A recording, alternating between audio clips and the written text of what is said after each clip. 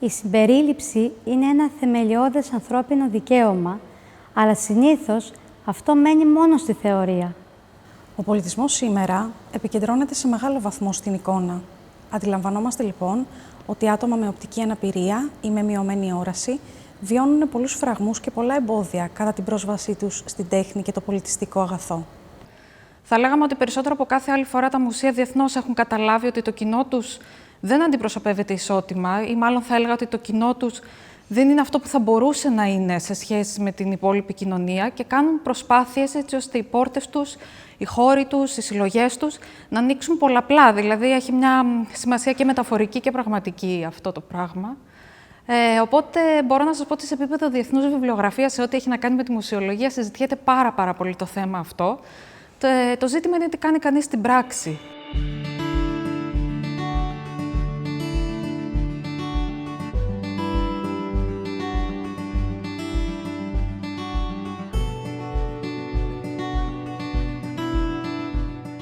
Το Mind's Eye είναι μια πρωτοβουλία που φέρνει σε επαφή με την τέχνη άτομα που βιώνουν μερική ή ολική απώλεια όρασης μέσα από το σχεδιασμό, τη μελέτη και την εφαρμογή συμπεριληπτικών πρακτικών προσβασιμότητας. Δημιουργήσαμε ένα μουσείο προσβάσιμο για ανθρώπους με οπτική αναπηρία. Το πιλωτικό πρόγραμμα Mind's Eye οργανώθηκε τον Ιανουάριο του 2020 και εφαρμόζεται για πρώτη φορά σε τμήμα του χώρου και της συλλογής του Μόμους Μουσείου Σύγχρονης Τέχνης, σε συνεργασία με το Κέντρο Εκπαίδευσης και Αποκατάστασης Τυφλών του Παραρτήματος της Θεσσαλονίκης.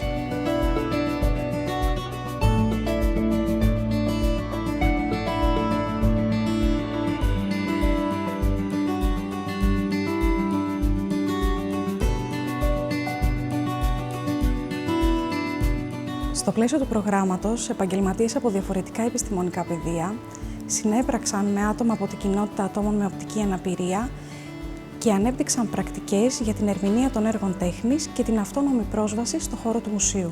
Ξεκινήσαμε κάτι από το μηδέν και με δειλέασε πολύ το γεγονός ότι μπορώ εγώ να δώσω συμβουλές, ώστε ένα έργο τέχνης να γίνει προσβάσιμο για άτομα με αναπηρία. Και πώς μπορεί να γίνει αυτό. Ήρθαμε σε επαφή με το συμπεριληπτικό design, διερευνήσαμε εφαρμογές και πρακτικές και αυτό που ήταν και το πολύ ενδιαφέρον στην όλη μας συνεργασία με το Mind's Eye ήταν ότι έπρεπε να σκεφτούμε πώς αυτοί οι άνθρωποι οραματίζονται, έρχονται σε επαφή, η εμπειρία τους με την ίδια την τέχνη.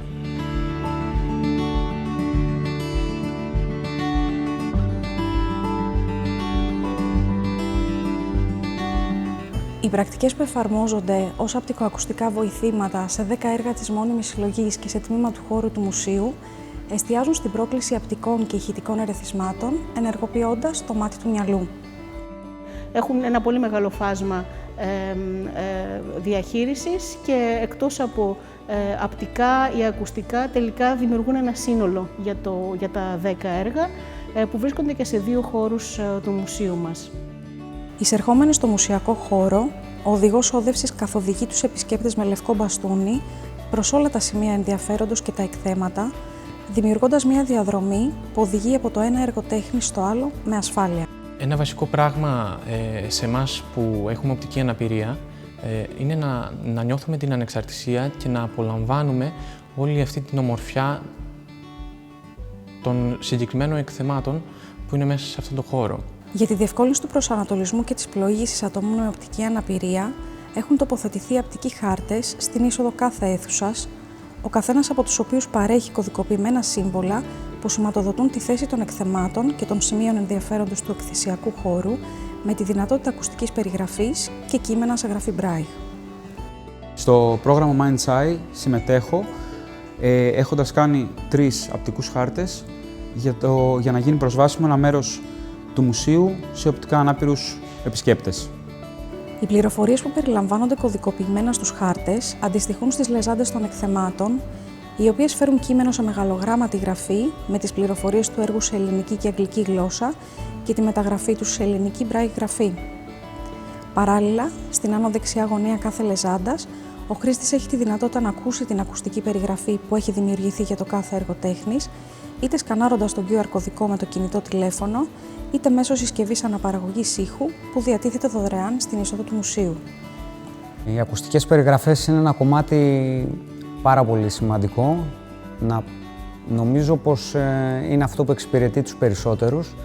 Πέρα από τα άτομα με οπτική αναπηρία, εξυπηρετεί και τους βλέποντες και νομίζω τον περισσότερο κόσμο.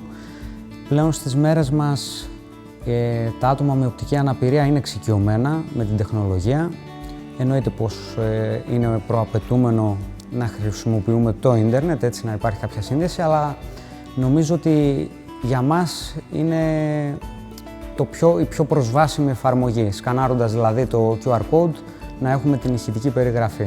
Και για μένα ίσως το ουσιαστικό είναι ότι δεν απευθύνεται μονάχα σε ανθρώπους που μπορεί να αντιμετωπίζουν προβλήματα όρασης, αλλά στην ουσία σε όλους μας, και είναι ένας τρόπος για να συναντηθούν αυτοί οι δύο κόσμοι που είναι ένας και να έχουμε μια ολιστική εμπειρία σε ένα περιβάλλον συνάντησης όπως είναι το Momus. Οι διαφορετικές μέθοδοι απτικής απεικόνησης των έργων τέχνης επιλέχθηκαν με σκοπό να δοκιμαστούν οι δυνατότητες του κάθε μέσου αναπαραγωγής και να εξαχθούν χρήσιμα συμπεράσματα σχετικά με την καταλληλότητά τους, τις δυνατότητες ανάδειξης διαφορετικών ποιοτήτων, το χρόνο, ακόμα και το κόστος της αναπαραγωγής τους. Απότερος στόχος αυτού του συλλογικού εγχειρήματος είναι να ανοίξει το πεδίο δημιουργίας συμπεριληπτικών πρακτικών και να προκληθεί ένας γόνιμος διάλογος ανταλλαγής, ώστε το όραμα για την ισότιμη πρόσβαση στο πολιτιστικό αγαθό να γίνει βίωμα και να υιοθετηθεί και από άλλους φορείς στο μέλλον. Η αίσθηση που μου αφήνει καταρχάς είναι χαρά, ικανοποίηση, απόλαυση, χαμόγελο, ανεξαρτησία και όλο αυτό το πράγμα είναι μια τεράστια προσπάθεια. Η τέχνη ανήκει σε όλους. Είτε υπάρχει αναπηρία είτε δεν υπάρχει, είτε υπάρχει κάποια διάκριση ανάμεσα στους ανθρώπους είτε δεν υπάρχει. Η τέχνη είναι από όλους τους ανθρώπους και για όλους τους ανθρώπους.